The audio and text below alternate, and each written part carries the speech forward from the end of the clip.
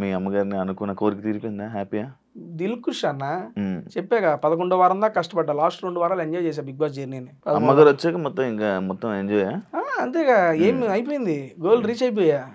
Success journey, ఒక target పెట్టుకుంటాం, target reach అయిపోయిన తర్వాత ఆ యొక్క సక్సెస్ జర్నీని ఎంజాయ్ చేస్తాం. హౌస్ లోనే చెప్పాను నేను, బిగ్ బాస్ అమ్మ తీసుకొచ్చింది, ఇది నాకు సక్సెస్, ఇక నేను ఇన్ని వారాలు ఉంటే అన్ని వారాలు నా యొక్క జర్నీని ఎంజాయ్ చేస్తాను Bigg Boss, thank you so much అని చెప్పిన.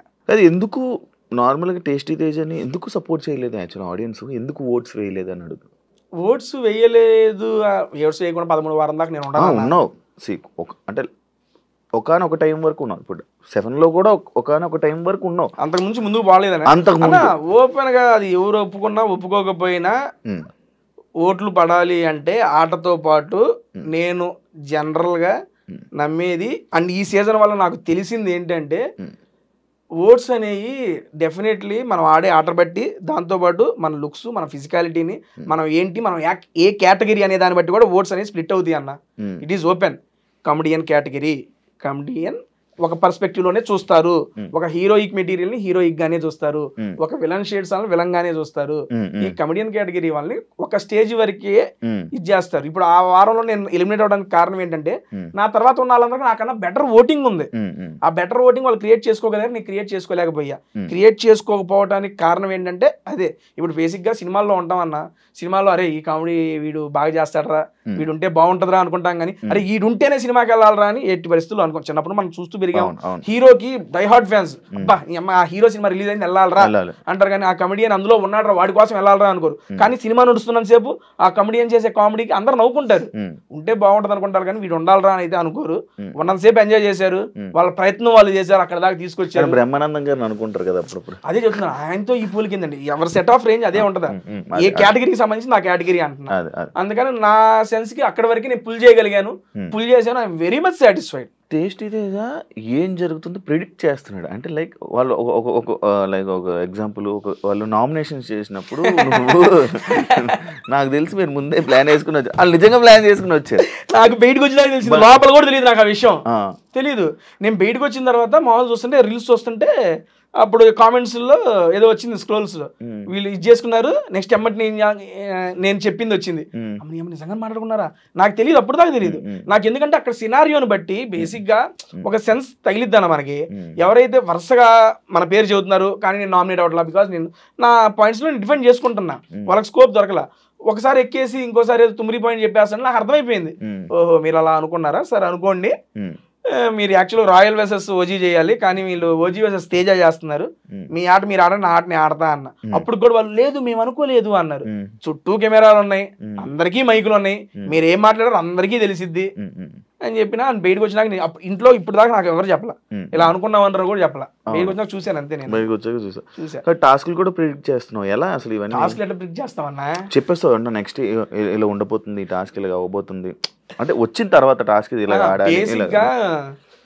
ఎలా అంటే ఇప్పుడు కాస్త కూస్తో ఆలోచన శక్తి ఉంది కాబట్టి ఇలా జరిగిద్దేమో అని ఒక ఆలోచన అంతే. ఇప్పుడు మనం గ్రౌండ్ లోకి రాగానే గ్రౌండ్ లో టాస్క్ పెట్టేస్తాడు ఆయన, పెట్టేసినప్పుడు అది చూసాం ఇటు నుంచి ఇటు రావాలి, ఇటు నుంచి ఇటు పోవాలి, అది ఇది నేను అవినాష్ మాట్లాడుకుంటుంటాం, అన్న ఇది చేయాలని అది చేయాలని అది చేయాలని. ఒకసారి బిగ్ బాస్ అవినాష్ మీరేమనుకుంటున్నారంటే చెబుతాడు, మీరు అనుకున్నది కాదు, అరే అది కాదంట ఊరుకోరా, ఇట్లా అంటే చూడగానే కొన్ని వస్తాయి కదా, అది చెప్పుకుంటాం. Maximum majority of the time 90% రైట్లే అయినాయి నేను అనుకున్నాయి. 7లో కూడా గౌతమ్ వెళ్ళి సీక్రెట్ రూమ్ అని నీ వల్లే పంపించారు తెలుసా లోపలికి, వాళ్ళ సీక్రెట్ రూమ్ కూడా వేస్ట్ అయింది నీ వల్లే. బొంబాడు ఇది మామూలుగా కాదు అసలు, ఎల్లంగానే ఏడాడ ఉంటాడు వినపడుతుంది, గౌతంగా వినపడుతున్నాను మేమే, నేను అది టెలికాస్ట్ కూడా అయిందంట. అవును, సీక్రెట్ రూమ్ లో గౌతమ్ గారు ఉన్నాడని నేను చెప్పిన మా టెలికాస్ట్ అయిందంట. అవునవును, అదే అందుకే అంటున్నాను, ఇలా ప్రిడిక్ట్ చేసేసి ఇలా చెప్పడం వల్ల సగానికి సగం అది గేమే మారిపోయింది. సీజన్ 7కి 8కి ఏం డిఫరెన్స్ చూసావు, గమనించావు? నా మీద నాకు కాన్ఫిడెన్స్ వచ్చిందన్న, సీరియస్లీ. ఆ కాన్ఫిడెన్స్ రావడానికి కూడా కారణం నేను ఓపెన్ గా చెప్తున్నా, ఏదైనా గేమ్స్ ఆడాలంటే నాకున్న బాడీ స్ట్రక్చర్ కి నేను భయపడేవాడిని. అమ్మో ఫిజికల్ గా ఏమన్నా అయితే నేను ఇబ్బంది పడతాను, ఈ బిగ్ బాస్ అనేది 3 నెలలు తర్వాత నాకు 30 ఏళ్ళ జీవితం ఉంది, ఏమయ్యేదే. సీరియస్లీ సీజన్ 7లో నాకు ఆ భయం మైండ్ లో ఉంది. అండ్ సీజన్ 7లో టాస్కులాడి ఇంట్లో నిలదొక్కోవాల్సినంత అవసరం నాకు రాలా, ఎందుకంటే సీజన్ 7లో ఉన్న ఏకైక ఎంటర్టైనర్ తేజగాడు, సరదాగా ఏదో పని చేస్తున్నాడు వెళ్తున్నాడు. ఓపెన్గా చెప్తున్నా, సీజన్ 7లో నేను అన్ని వారాలు కూడా సస్టైన్ అవడానికి నా వాక్చాతుర్యమే కారణం. సరదా చేసిన ఫన్ జనాలకు నచ్చింది, అన్ని వారాలు సస్టైన్ చేశారు, చాలది నాకు. అండ్ నేను టాస్కులాడి నిరూపించుకొని ఇంకా ముందుకెళ్ళాలి అప్పుడు నాకు భయం ఉండేదన్న. కానీ ఈసారి వెళ్తున్నా, మళ్ళీ అవకాశం వచ్చింది. పోయినసారి లాగే పోయి నవ్వించుకుంటా తిరిగితే వర్కౌట్ కాదు. ఎందుకంటే నాకన్నా సీనియర్లు అవినాష్ అన్న, రోహిణి గారు, హరితేజ గారు, వీళ్ళందరూ బిగ్ బాస్ కాకుండా బయట కూడా చాలా ఫేమస్. వాళ్ళ యొక్క కామెడీ టైమింగ్ కానీ వాళ్ళకి వివచ్చమైన ఫ్యాన్ బేస్ ఉంది. వాళ్ళందరినీ దాటుకొని నేను అరే తేజ గారు కామెడీ భలే చేసాడు అనిపించుకోవడం చాలా కష్టం, ఓపెన్ గా చెప్తున్నా. అండ్ వాళ్ళకున్న ఇదిని దాటుకొని ముందు రావడం కూడా కష్టం. నేను కొంచెం ఓకే, వాళ్ళు కామెడీ చేసినప్పుడు వాళ్ళతో నా వంతు నేను చేసి ఇంకా కొత్తగా తేజగాడు ఏంటో చూపించుకోవాలి జనాలకు అనేది నిశ్చయించుకున్నా. అందుకని సీజన్ 7 కి సీజన్ 8 కి డిఫరెన్స్ అనేది చాలా బాగా జనాలకు కనపడింది. దాంతోపాటు నాకు కనపడింది. ఇది నాకు హెల్ప్ అవ్వడానికి కారణం ఏంటంటే అంతకుముందు కేబీకేజీ అదే కిరాక్ బాయ్స్ కిలాడి చేసాను. అందులో టాస్కులు నేను 9 టాస్కులు ఆడితే 7 టాస్కులు నేను గెలిచా. అమ్మని అమ్మ తేజగా నువ్వు టాస్క్ ఆడితే గెలుస్తావా, నువ్వు ఆడతావా అని నాకు అనిపించి ఇంకప్పుడు ధైర్యం వచ్చి టాస్కుల్లో అడుగు ముందుకేసా. గెలవని ఓడిపోని, నువ్వు వాడాల్సింది ఆడు, చేయాల్సింది చెయ్యి, జెన్యూన్ గా చెయ్యి, గెలిపోవడంతో సంబంధం లేదు, నీ ప్రయత్నం చెయ్యి. నేను లోపలికి వెళ్ళేటప్పుడు మైండ్ లో అదే పెట్టుకున్నా, అలాగే ఆడా. అవును, ఈసారి ఫిజికల్ టాస్క్లు కూడా బాగా ఆడావు. ఇప్పటికీ అన్నా నువ్వు నమ్మవో, ఇదిగో రైట్ హ్యాండ్ బొటన్ వేలు ఉంది కదా, బస్తాల టాస్కుల్లో మిలికెడింది. డాక్టర్ గారిని అడిగితే బిగ్ బాస్ హౌస్ లో 6 వీక్స్ నీకు ఆ పెయిన్ ఉంటుంది అన్న. స్టిల్ ఆ పెయిన్ ఇంకా ఉంది నాకు. నేను నడుస్తుంటే నాకు ఆ పెయిన్ ఉంది ఇంకా. అండ్ లెఫ్ట్ లెగ్ లో మీకు బ్యాలెన్సింగ్ టాస్క్ జరిగింది కదా, బ్యాలెన్సింగ్ టాస్క్ లో పైన ఇది వేలాడి తీశారు కదా, రోహిణి గారికి ఇచ్చారు. ఆ బ్యాలెన్సింగ్ టాస్క్ ది సారీ ఇక్కడ తగిలింది. ఇప్పుడు 2 కాళ్ళు నేను నడుస్తున్నా, ఒకటి బొటన్ వేలు నొప్పి, ఇదేమో ఇక్కడ మడవ నొప్పి, రెండు నొప్పులు నడుస్తుంది. 3 సంవత్సరాలు అయింది నాకు ఇక్కడ ఉంది ఇంకా పెయిన్. 4 సంవత్సరాలు నేను వీటికి భయపడ్డా ఒకనొక సీజన్ లో. ఈసారి భయమేలే, ఏదైతే అదేదో దూకినా సాటిస్ఫాక్షన్ గా బయటకు వచ్చా. నీకు కంటెస్టెంట్స్ లో ఏమైనా డిఫరెన్స్ అనిపించిందా? లైక్ ఇప్పుడు ఒక 7 లో కంటెస్టెంట్ చూస్తే ఇలా ఉండాలి, మనం ఇలా మాట్లాడాలి, ఇలాగ ఆడాలి, ఇలా ఉంటుంది. సీజన్ 8 లో కూడా అలా నీకు ఏమైనా డిఫరెన్స్? ఎందుకంటే కంటెస్టెంట్సే కాదు, పర్సన్ టు పర్సన్ కూడా చేంజ్. ఎందుకంటే సీజన్ 7 లో తేజగాడికి, సీజన్ 8 లో తేజగాడికి మార్పు ఉంది. సీజన్ 7 లో నాకు ఏది హెల్ప్ అయ్యిందంటే అందరం ఫస్ట్ లోనే ఎంటర్ అయిపోయాం ఇంట్లోకి, ఒక జెన్యూన్ బాండ్స్, అరే రారాపురా అనే చనువు వచ్చేసింది. సీజన్ 8 కి ఏంటంటే నేను గమనించింది వాళ్ళు ఆల్రెడీ 5 వారాలు జెల్ అయిపోయారు, వాళ్ళలో మేము జాయిన్ అయ్యాం.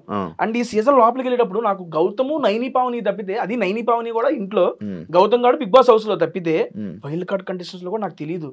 అవినాష్ అన్న కూడా జబర్దస్త్ లో టీమ్ లీడర్, మేము కంటెస్టెంట్, మా టీం కూడా కనపడినప్పుడు హాయ్ అన్న అంటే హాయ్. అది రోహిణి గారు కూడా ఏదో ఈవెంట్స్ లో వాటిల్లో ఒకసారి ఫుడ్ వీడియో చేయండి మేడం అంటే చేశారు. అంతేగా నాకు పెద్ద పరిచయం లేదు వాళ్ళతో కూడా. కేబీకేజీ చేశారు కదా నిఖిల్, ప్రేరణ. అదే చెప్తున్నా, ఈ ప్రొఫెషనల్ ఫ్రెండ్షిప్ అంతే, ప్రొఫెషనల్ ఫ్రెండ్షిప్ బాండ్ లేదు. ప్రేరణ బిగ్ బాస్ కి వెళ్లే ముందు అరే ఇలా అవకాశం వచ్చిందిరా, వెళ్తున్నాను రా, అది ఇది అని చెప్తే గుడ్ లక్, జాగ్రత్త ఇల్లు. అమ్మాయి అంది ఎలా అవుద్దాం, సీరియల్ చేద్దాం అవుతాను, నీ మొహం మైండ్ ఉందా లేదా మూసుకొని బిగ్ బాస్ సీరియల్ గీరియల్ కాదు, వచ్చిన తర్వాత నీకు ఆల్రెడీ ఆపర్చునిటీ వస్తుంది, ఇది once in life time opportunity. ఇల్లు నిఖిల్కి కూడా ఇలా ఇలా మేము అందరం కేబీకే మొత్తం పార్టీ చేసుకుంటే నిఖిల్, ప్రేరణ, విష్ణుప్రియ వీళ్ళందరూ సరదాగా వచ్చిన మేడం ఇలా అలా అలా అని చెప్పి మొత్తం మాట్లాడుకుని పంపించాం. బేసిక్ గా అలా ప్రొఫెషనల్ గా వాళ్ళు నాకు తెలుసులే, కానీ పర్సనల్ గా ఎందుకు హౌస్ లోనే ఓన్లీ రోహిణి, అవినాష్ నువ్వే కనిపించే వాళ్ళు, మిగతా ఎవరితో కలవలేదు ఎందుకు అని ఒక క్వశ్చన్ ఉంది కదన్నా. బేసిక్ గా సీజన్ 7 లో వెళ్ళినప్పుడు నేను ఒక్కడిని అందరితో కలిసిపోయా. ఇక్కడ ఆల్రెడీ కొంతమంది కలిసిపోయి ఉన్నారు. అండ్ బిగ్ బాస్ నన్ను ఈ సీజన్ కి ఎందుకు చేసుకున్నారనేది మా ఉద్దేశం అంటే ఎంటర్టైన్మెంట్ కోసం తీసుకున్నారు. It's clear. నేను కానీ, రోహిణి కానీ, అవినాష్ కానీ అన్లిమిటెడ్ ఎంటర్టైన్మెంట్ పెట్టారు. వీళ్ళ నుండి ఎంటర్టైన్మెంట్ ఎక్స్పెక్ట్ చేస్తున్నారు కాబట్టి మమ్మల్ని అక్కడ తీసుకెళ్లారు. అటువంటి ఎంటర్టైన్మెంట్ మేము ఇవ్వాల్సినప్పుడు నేను ఎవరితో చేయాలి ఎంటర్టైన్మెంట్? రోహిణి, అవినాష్ తో చేయాలి. మా అందరం తీసుకొచ్చి ఒకే రూమ్ లో వేసారు. నేను, గౌతమ్ గారు సేమ్ బెడ్, గంగవ్వ, రోహిణి, మెహబూబ్, అవినాష్, మేమందరం ఒకే రూమ్. బేసిక్ గా మీరు కూడా బిగ్ బాస్ కి వెళ్ళొచ్చారు. మనకి బిగ్ బాస్ పొద్దునంతా టాస్క్లు ఏ వారం నడుస్తాయి, నైట్ పూట ఏముంటాయి మన గురించి మాట్లాడుకోవడం, సొల్లు సోది ఏదో నడుస్తా ఉంటది. కూర్చోబెట్టారే అదిరా ఇదిరా అనుకుంటా ఆ రకంగా బాండింగ్ అనేది క్రియేట్ అయింది. అది కాకుండా వెళ్ళటం ఫస్ట్ వీక్ ఇచ్చింది ఏంటి, బీబీ హోటల్ టాస్క్ ఇచ్చారు. బీబీ హోటల్ టాస్క్ అంటే ఎంటర్టైన్మెంట్ టాస్క్. ఎంటర్టైన్మెంట్ టాస్క్ ఎవరితో చేయాలి? నేను, అవినాష్ అన్న అసిస్టెంట్. ఫస్ట్ నాకు ఫుడ్ బ్లాగర్ ఇచ్చారు, అది వర్కౌట్ కాలేదని చెప్పి మార్చారు. మళ్ళీ అవినాష్ అన్న అసిస్టెంట్. సీరియస్లీ ఇన్నేళ్లలో నాకు ఎప్పుడు క్రియేట్ కానీ ఒక బాండు అవినాష్ అన్నతో ఈ ఒక్క సీజన్ 8 వీక్స్ లో ఫామ్ అయిందన్న, ఈ 2 నెలల్లో. అంతకుముందు అవినాష్ అన్న టీమ్ లీడర్, అన్న హాయ్ అన్న. ఇప్పుడు లేదు, ఏ చిన్నదానికన్నా ఏ టైంలో ఫోన్ చేసి అరే తేజ చెప్పరా ఏంట్రా అదిరా ఇక్కడికి వెళ్దాం అక్కడికి వెళ్దాం అంత క్లోజ్ అయిపోయాడు అబ్బా అవినాష్ అన్న. నేను ఎక్స్పెక్టే చేయాలి లోపలికి వెళ్ళేటప్పుడు కూడా అవినాష్ అన్న సీనియర్, మరి ఏమైందో ఏంటో ఆ సెన్స్ లోనే ఉన్నా కానీ భలే కలిసిపోయాడు. ఈ రకంగా నాకు వాళ్ళతోనే ఒకే రూమ్ షేర్ చేసుకోవడం అండ్ కలిసి కామెడీలు చేయటం, వాటి వల్ల ఇక వాళ్ళతో ట్రావెలింగ్ నాది ఎక్కువ అయింది. వేరే వాళ్ళతో కూడా ఉంది, కానీ 1 hour ఎపిసోడ్ లో మేము చేసిన కామెడీ బయటకు వచ్చింది కాబట్టి వాళ్ళతో ఉంటున్నాను అనేది మాత్రమే వచ్చింది ఇక్కడ. అవినాష్, రోహిణి వీళ్ళందరి వల్ల వీళ్ళిద్దరు డామినేషన్ వల్ల ఎంటర్టైన్మెంట్ లోని టేస్టీ తేజ 7 అంతా 8 లో అసలు కనిపించలేదు, కొంచెం డౌన్ అయ్యింది. అదొక పెద్ద మైనస్ గేమ్ తేజకి. నేను ఒప్పుకుంటా దాన్ని, అది మైనస్ గా నేను తీసుకోనన్నా. ఎందుకు అంటే 7 లో నేను ఇందాకే చెప్పాను, ఫస్ట్ నాది, దాని తర్వాత బోలేగాడిది యాడ్ అయ్యింది. ఓకే, కానీ బోలేగాడి సపరేట్ ట్రాక్, నాది సపరేట్. ఆ పరంగా ఎంటర్టైన్మెంట్ జనాలకి ఇచ్చాం, అది ఏదో విధంగా వాళ్ళకి నచ్చింది. ఇప్పుడు ఏంటంటే ముగ్గురు కలిసి చేసేటప్పుడు ఒకళ్ళొకళ్ళు డామినేట్ చేసే వాళ్ళని చూసేవనుకోండి, అక్కడ హెల్దీ కాంపిటీషన్ ఉండదు. అరే ఆయన చేస్తున్నారు, ఆయన కన్నా మనం చేసేయాలరా, ఆమె చేస్తున్నా ఆమె మనం చేసేయాలి అన్న ఆలోచన పొరపాటున వచ్చింది అనుకోండి, ఆ హెల్దీ కాంపిటీషన్ ఉండదు, హెల్దీ స్కిట్స్ రావు, జనాలకు కూడా అంత హెల్దీ అనిపించదు. దాంట్లో కూడా ఎంటర్టైన్మెంట్ చేస్తే జెన్యూన్ గానే చేయాలి. వీళ్ళిద్దరు చేస్తున్నారు, వాళ్ళకి సపోర్టింగ్ గానే ఉండాలి, నేనే ఒప్పుకుంటున్నా. వాళ్ళిద్దరిది 7 లోని అందరిని వెళ్ళి కెలికేవాడివి, లైక్ అందరిని వెళ్ళి కెలికి అందరి మీద ఫన్ చేసేవాడివి. వీళ్ళిద్దరు ఈ జోన్లోనే నువ్వు ఉండిపోవడం వల్ల టేస్టీ తేజ అదే నువ్వు అన్నావు రీజన్ అయితే చెప్పావు, వీళ్ళతో ఉండడం వల్ల వీళ్ళతో కలిసి అని చెప్పావు. కానీ మిగతా కంటెస్టెంట్స్తోనే కూడా వెళ్ళి మాట్లాడి వాళ్ళ మీద పంచులేసి జోకులు వేస్తూ ఇలా నడిచుంటే అది ఉండేదేమో. బేసిక్ గా స్టేజ్ మీద వెళ్ళినప్పుడు నాగార్జున సార్ ఒకటే చెప్పా, సార్ ఇప్పటిదాకా తేజ గారిని ఎంటర్టైనర్ గా చూశారు, ఈ సీజన్ లో ఎంటర్టైనర్ ప్లస్ గేమర్ గా చూడబోతున్నారు అన్న. బేసిక్ గా గేమర్ ఓకే, అదే చెప్తున్నా. ఎంటర్టైన్మెంట్ చేసేవాళ్ళు సరదాగా ఒక మాట అరిచేస్తున్నాడేట్రా ఆబ్వియస్లీ తీసుకుంటారు. ఇప్పుడు మామూలుగా మనం ఫన్ లో ఉన్నామన్నా, ఏదైనా ఒక దగ్గర సీరియస్ అయిపోయాం అనుకోండి, ఏంటి ఈడు ఫన్ చేసి తీసుకుని ఈడు అరుస్తున్నాడా, ఈడు అరిసి ఎంత ఉందా, అది ఉంటది. ఆబ్వియస్లీ అవినాష్ అన్న కూడా నేను బయటకు వచ్చినా చూసా, ఈడేంద్ర ఎట్ట అరుతున్నాడు అని కూడా అన్నారు అవినాష్ అన్న. ఆ మూమెంట్స్ వచ్చినప్పుడు రియాక్ట్ అవుతారు అందరూ. ఆ సెన్స్ లో నేనేమనుకున్నానంటే, ఓకే ఇప్పుడు ఫన్ జరుగుతుంది, అవినాష్ అన్న కూడా ఇప్పుడు మీరేదైతే నాకు చెప్పారో, నేను సీజన్ 7 లో ఏం చేసి అందరం పోయి గెలికేవాడిని, ఈ సీజన్ లో అన్న గెలుగుతున్నాడు, రోహిణి గారు గెలుగుతున్నాడు, ఇక మళ్ళీ నేను ఈ డేటర్ మళ్ళీ వాళ్ళని ఫాలో అవుతాడు అనే సెన్స్ వస్తుంది. నాకు స్కోప్ దొరికినప్పుడు నేను చేసిన, దాంతో పాటు అదనంగా ఇందులో కామెడీలో తగ్గిందన్నారు కదా, ఆ తగ్గిన దాన్ని గేమ్స్ లో కవర్ చేసుకుని ఆ రెండింటిని బ్యాలెన్స్ చేసుకుని ముందుకెళ్ళా ఈ సీజన్ లో. That is wantedly only. Shobha Shetty లాగా అమ్మాయి ఎవరైనా కనెక్ట్ అయ్యారా? లేదండి, ఇంకెవరు కనెక్ట్ అవ్వరండి లైఫ్ లో, సీరియస్ లో రాసిత్తా. ప్రొఫెషనల్ పరంగానే పరిచయం అయింది ఆ పాప, పర్సనల్ గా చాలా బాగా కనెక్ట్ అయ్యింది. నేను కూడా అనుకోవాలి ఎంత కనెక్ట్ ఇంకెవరు కనెక్ట్ అవ్వలేదు. స్టార్టింగ్ లో tasty Teja Bigg Boss house లోకి వెళ్తున్నప్పుడు వై టేస్టీ తేజ ఎందుకు అనే క్వశ్చన్స్ వచ్చాయి.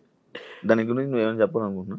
నేను అడిగా టీమ్ ని, సీరియస్లీ అడిగా, ఇంటర్వ్యూ పిలుస్తారు కదా మాట్లాడినప్పుడు వైట్ టేస్ట్ మళ్ళీ నన్ను ఎందుకన్నా, నేను ఎందుకు అడిగానంటే, ఇవ్వండి అవినాష్ గారు ఐ మీన్ మనకి వస్తున్నాయి కదా, నా నుండి ఏమి ఎక్స్పెక్ట్ చేసి మీరు తీసుకుంటున్నారు ఈ సీజన్ లో అని నాకు 2 చెప్పారు నన్ను ఇంటర్వ్యూ చేసేప్పుడు. ఈ సీజన్ లో ఏం తగ్గింది అని, ఎంటర్టైన్మెంట్, దానికోసం నేను తీసుకుంటున్నా. అండ్ ఇంకోటి, ఎంటర్టైన్మెంట్ తో పాటు నీకు తెలివి ఉంది, నువ్వు నీ తెలివిని ఉపయోగించి ఆట ఆడు, నీ మనసును ఉపయోగించి ఎంటర్టైన్మెంట్ చేయి, నీ నుండి ఈ 2 ఎక్స్పెక్ట్ చేస్తున్నావు, ఇంకేమి వద్దు, నువ్వు ఇది ఆడు మాకు చాలా అన్నారు. ఇదే చెప్పారు నాకు. మనకు తెలివి ఉందని చెప్పి ఇల్లు పెట్టుకున్నారు. నిజంగా ఉంది, నేను యాక్సెప్ట్ చేస్తున్నా. నేను ఒక 2-3 డిస్కషన్స్ లోనే నేను మా వాళ్ళతో చెప్తాను, ఎలా ఈ భలే గెస్ట్ చేస్తున్నాడా, మన చేతికి చెప్పాను, నేను చాలాసార్లు చెప్పాను, చాలా మంది చెప్పారు భలే గెస్ట్ చేస్తున్నాడు అని. బిగ్ బాస్ టీమ్ కూడా స్టన్ అయిందంట, ఏంటి తేజ నువ్వు వాట్ ఈస్ బజర్ కొట్టే రౌండ్ కూడా, బజర్ కొట్టి కొడుకు 2 కొడుకులు 4 కొడుకులు 2 చెప్పు. అవును చెప్పేం కానీ అర్థం కాల టీం కూడా, ఐ మీన్ మన వాళ్ళకి నేను ఒకరి దాంతో ఎక్స్ప్లెయిన్ చేసా, వాళ్ళ టీం ముందే అనుకున్నారంట తేజ ఏదైనా చెబుతాడు, ఇది చెప్పలేడు అనుకున్నారంట, చెప్పలేడు అని చెప్పి నేను రాగానే అదే క్వశ్చన్ వాంటెడ్ గా అడిగారంట, తేజ గారు చెబుతాడా లేదా అని. చెప్పిన షాక్ స్టన్ అంట, అమ్మని మీరు చెప్పేసి అడ్రా ఇది కూడా అని అనుకున్నారంట పీసీఆర్. నాకు బయటకు వచ్చి చెప్పారు, కొంచెం ఉంటది కదా నీకు నాలెడ్జ్, లైక్ ఇలా మాట్లాడు, మన ఊరు కానీ మన చుట్టాలు రిలేటివ్స్ ఉంటాయి కదా, ఆ నాలెడ్జ్ బట్టి ఫాస్ట్ గా అయిపోయింది కదా నీకు. అంతే జస్ట్ అర్థం చేసుకున్నా ఇది అని చెప్పి వచ్చేసింది. టేస్టీ తేజ నీకు మీరేమనుకున్నారు వైట్ టేస్టీ తేజ మళ్ళీ ఎందుకు రా వీడు వెళ్తున్నాడని తెలియదు, మీకేమైనా వెళ్తున్నాడంటే ఆల్రెడీ అవినాష్ రోహిణి వీళ్ళందరూ ఉన్నారు కదా, టేస్టీ తేజ వెళ్తున్నా, ఎందుకు టేస్టీ తేజ 2-3 వారాలు బయటికి పంపి ఒక కంటెస్టెంట్ మళ్ళీ ఎలాగోకలా బయటకు పంపాలి, అలా పంపిస్తున్నారా, లేకపోతే ఏమైనా ఇంకొక వెర్షన్ ఏమైనా చూపించబోతున్నాడా, ఏం చేస్తున్నాడు టేస్టీ తేజ, ఏం చేస్తాడు నాకు తెలియదు నిజంగా. ఎప్పుడైతే వైల్డ్ కార్డ్ కంటెస్టెంట్ 8 మంది అయిపోయారో, రోహిణి గారిని హౌస్ లో చూడంగానే అమ్మని అమ్మ ఏంది ఇది ఎంతమంది వచ్చారు ఎంటర్టైనర్లు, అవినాష్ అన్న సీజన్ కి ఎంటర్టైనర్, మా సీజన్ రోహిణి గారు ఇప్పుడు బయట ఎరగేస్తున్నారు, హరితేజ గారు తోపు అప్పట్లో మేము సీజన్ 1 చూసిన అప్పుడు మేడం గారిది, వీళ్ళందరి మధ్య నేను పిల్ల పిచ్చుగాడిని, నేనేం చేయగలను అసలు వీళ్ళతో? ఫస్ట్ 2 రోజులు నాకు అదే ఉంది మైండ్ లో ఆలోచన.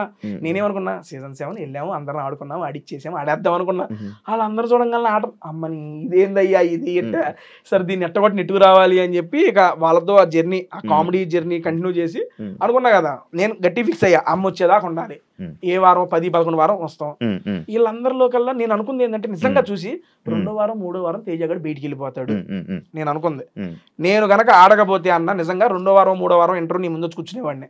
కాస్త ఆడాను కాబట్టి నాకు నేను మలుచుకొని, ఒరే లేదురా నువ్వు ఆడితేనే కష్టపడితేనే ఉంటావు. సీజన్ 7 ఇంకా తేలికన్నా.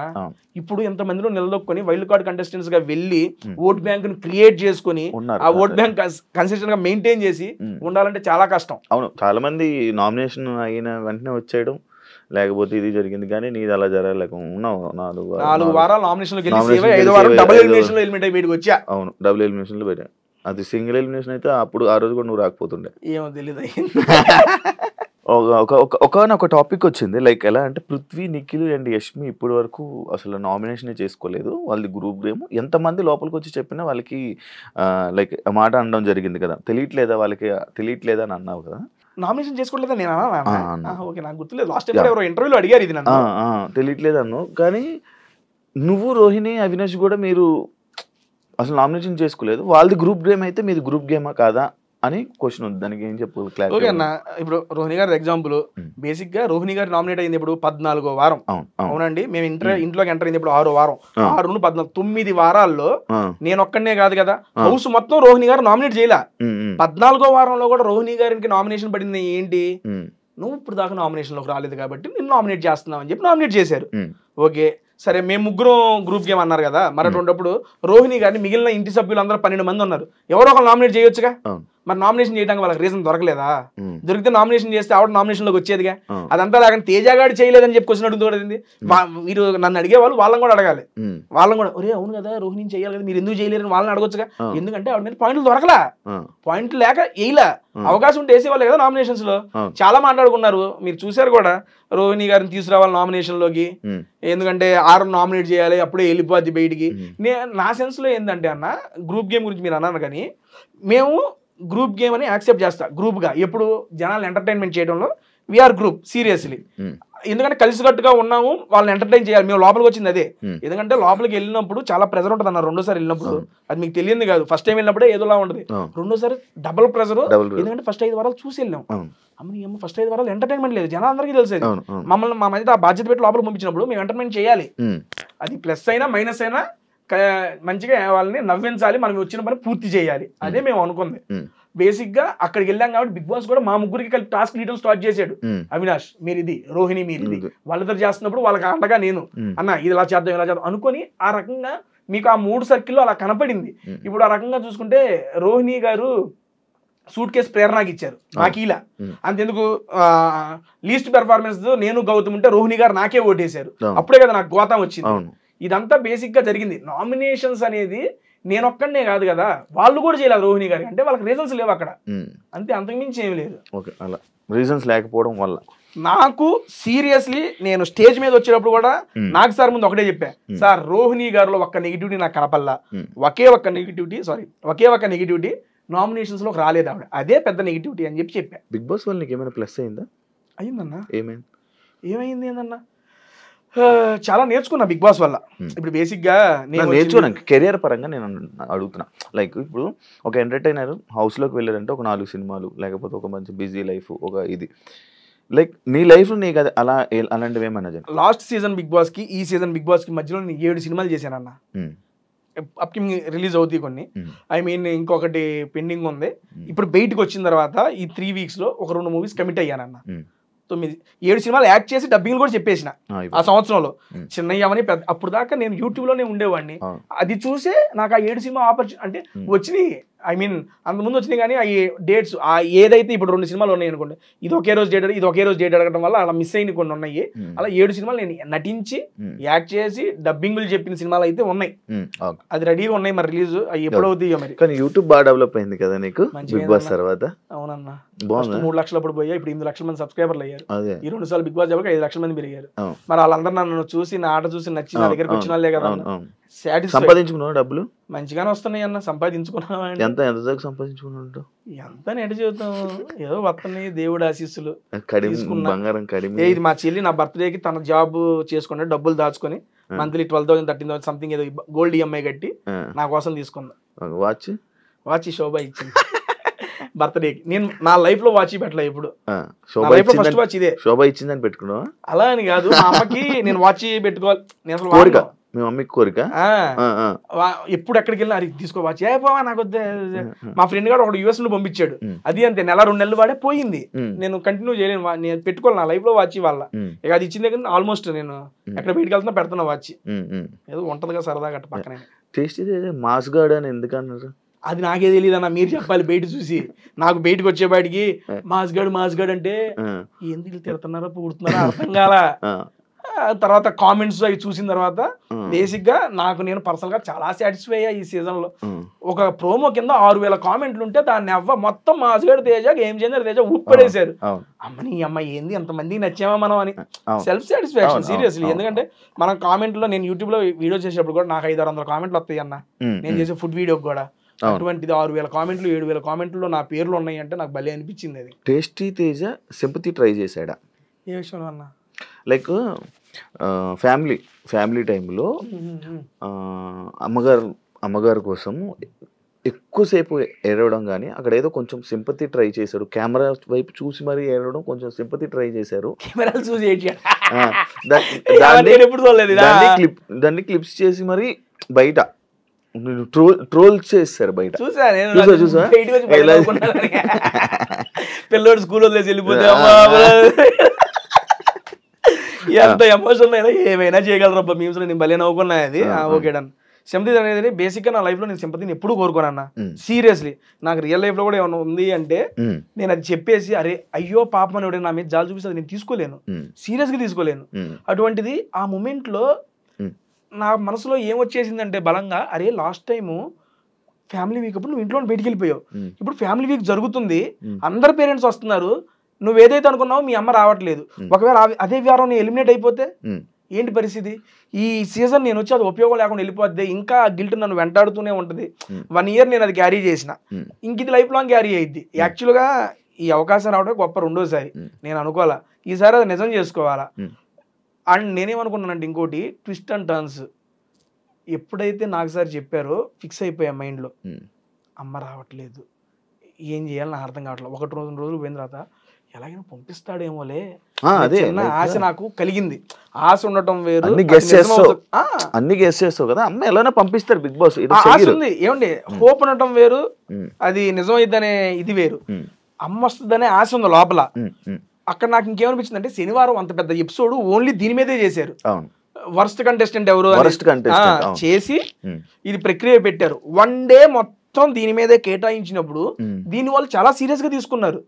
నాకు సార్ నోటెమటి చెప్పారు ఆ మాట. నాకు అప్పుడు చెప్పంగానే అమ్మా ఇదేంటి, నాకు అది వీక్నెస్ అని మేబీ దాంతో ఏమైనా చేస్తున్నారేమోలే అనే ఆలోచన వచ్చే దాని మీద ఎమోషన్ నన్ను ఓవర్కమ్ చేసేసింది. 1-2 రోజుల తర్వాత లేదు అమ్మ వస్తుంది అని నా మైండ్లో చెప్పుకున్నా కూడా మళ్ళీ అరే ట్విస్ట్ అండ్ టర్న్స్, అమ్మ రాకుండా ఈ వారం ఎలిమినేట్ అయిపోతే ఏంటి పరిస్థితి, ఆ ఊహ వచ్చి నా యొక్క ఎమోషన్ కంట్రోల్ కాల.